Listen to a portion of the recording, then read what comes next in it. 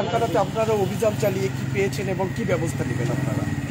ধন্যবাদ। আমরা কারখানাটিতে বিজ্ঞ জেলা ম্যাজিস্ট্রেট স্তরের নির্দেশনায় অভিযান চালিয়ে এ সময় বিভিন্ন প্রকারের নকল বা লাইসেন্সবিহীন বিভিন্ন হেয়ার অয়েল, বিভিন্ন অলিভ অয়েল, বিভিন্ন বডি লোশন এবং বিভিন্ন রং, চুলে লাগানো রং এইগুলো জব্দ করি এবং দেখতে পাই। এর প্রেক্ষিতে এখানে ওনাকে 25,000 টাকা অর্থদণ্ড করা হয় এবং ওই কারখানাতে যত প্রকার মালামাল সম্পূর্ণ প্রকার মালামাল জব্দ করা হয়েছে। ওরা এগুলা এখন ওই কারখানাটি স্থায়ীভাবে বন্ধ করে দেওয়া হয়েছে এবং ভবিষ্যতে বিএসটি লাইসেন্স ছাড়া ওনারা কোনো প্রকার ব্যবসা করতে পারবেন না এই মর্মে নির্দেশনা দেওয়া হয়েছে। আমাদের সাথে বিএসটি অফিসারগণ ছিলেন এবং থানা পুলিশের লোক অফিসারগণ ছিলেন। অসংখ্য ধন্যবাদ। আমাদের ডিটেলস দিয়ে যদি সহযোগিতা করতেন, যার বাড়িতে ছিল তার নাম কি, তার বাবার নাম? নামটা আসলে তো এভাবে বলা যায় না, আমাদের ব্যাপার স্যাপার থাকে আর কি। কাকে জরিমানা করা হয়েছে? জরিমানা করা হয়েছে, ওর নাম হচ্ছে রুহিন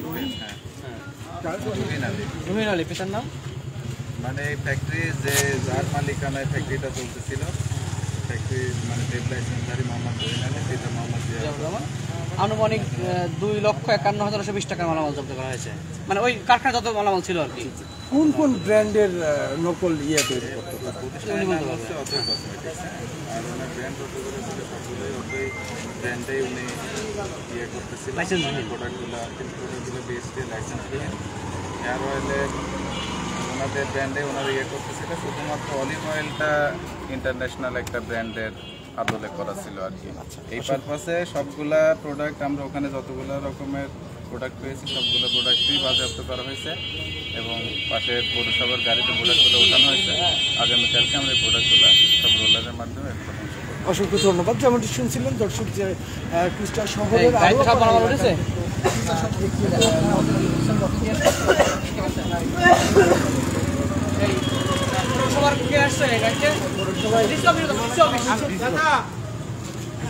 এবং ওই কারখানাটিতে যে কাঁচামাল ছিল এবং বিভিন্ন কসমেটিক্স বা বিভিন্ন প্রসাধনী এবং তেল তৈরির যে কাঁচামালগুলো ছিল সব কিছু কিন্তু আসলে জব্দ করা হয়েছে। এগুলো কিন্তু ধ্বংস করা হবে বলে জানিয়েছেন এলাকার ম্যাজিস্ট্রেট। আর এই ধরনের যে প্রতিষ্ঠান যদি থেকে থাকে এবং অনুমোদনবিহীন যে সমস্ত প্রতিষ্ঠান আছে সেগুলোতে আসলে সেগুলোর বিরুদ্ধে আইনগত ব্যবস্থা গ্রহণ করা হবে বলে বরাবরই প্রশাসনের পক্ষ থেকে বলা হয়। একটি জিনিস জানিয়ে রাখি যে আমাদের কুষ্টিয়া শহরে কিন্তু আসলে নকল কারখানা যেগুলোতে আসলে বিভিন্ন ধরনের জিনিসপত্র তৈরি করা হয়, এই ভেজাল কারখানাগুলোতে সাময়িকভাবে আসলে কিছু জরিমানা করা হলেও কিন্তু বড় ধরনের আসলে শাস্তির কোনো ব্যবস্থা করা হয় না। এই কারণে কিন্তু আসলে জায়গা বদল করে আসলে মানুষ মালিকানা বদল করে বিভিন্ন জায়গায় বিভিন্ন কারসাজি করে কিন্তু সাধারণ যে ক্রেতারা আছে, ভোক্তারা আছে, তাদের সাথে কিন্তু প্রতারণা করে আসে দীর্ঘদিন ধরে। আসলে যে যারা স্থানীয়রা আছে তারা বরাবরই জানিয়েছেন এবং সুধী সমাজের প্রতিনিধিরা বরাবরই জানান যে আসলে এই সমস্ত যারা যে ভেজাল কারখানাগুলো পরিচালনা করে তাদের বিরুদ্ধে যদি আসলে দৃষ্টান্তমূলক শাস্তির ব্যবস্থা করা হয় তাহলে কিন্তু আসলে এই ধরনের অপরাধের প্রবণতা কমে আসবে। জানিয়েছেন আসলে স্থানীয়রা এবং সুধী সমাজের প্রতিনিধিরা। সবাইকে অসংখ্য ধন্যবাদ, ভালো থাকবেন।